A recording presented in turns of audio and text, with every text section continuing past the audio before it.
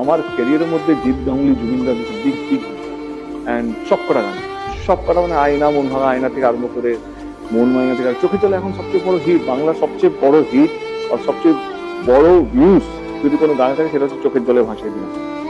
তো আমার মনে হচ্ছে it's a huge loss to the industry, শুধু আসাম ইন্ডাস্ট্রির জন্য না, ভারতবর্ষের জন্য ইটস এ হিউজ লস।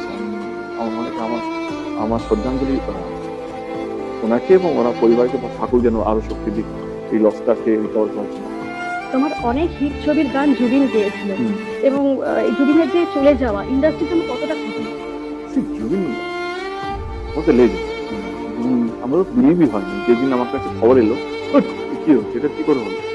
মানে আমরা ইনফ্যাক্ট ধূমকেতুতেই ভাবছিলাম যে রানাদা একটা টুইট হলো ধূমকেতু যে আমরা গান গাবো, কোনো কারণে যেহেতু ছবি রিলিজিং ডেটটা আমাদের কনফার্ম ছিল, আমার কোনো কারণে গানটা হয়নি, কিন্তু আমাদের মাথা থেকে জুবিন গান যেহেতু আমি আবার ফিরে আসছি অস্ট্রেলিয়াতে, আমার ইচ্ছে আছে যে আবার আমি যদি পুরোনো যুগটাকে আবার ফিরিয়ে আনতে পারি। তো জুবিন আমার মাথায়, আমরা 1 মাস ধরে আমরা জুবিনকে নিয়ে আলোচনা করছি এবং ও যে চলে গেছে খবরটা আমার কাছে বিলিভই হয়নি 10-15 মিনিট।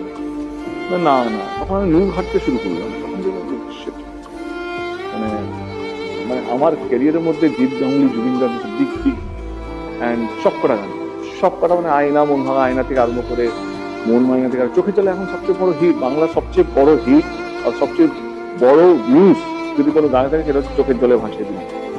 তো আমার মনে হচ্ছে it's a huge loss to the industry, শুধু আসাম ইন্ডাস্ট্রির জন্য না, ভারতবর্ষের জন্য ইটস এ হিউজ লস। আমার মনে হয় আমার শ্রদ্ধাঞ্জলি ওনাকে এবং ওনার পরিবারকে ঠাকুর যেন আরো শক্তি দিক এই লসটাকে রিকভার করার জন্য।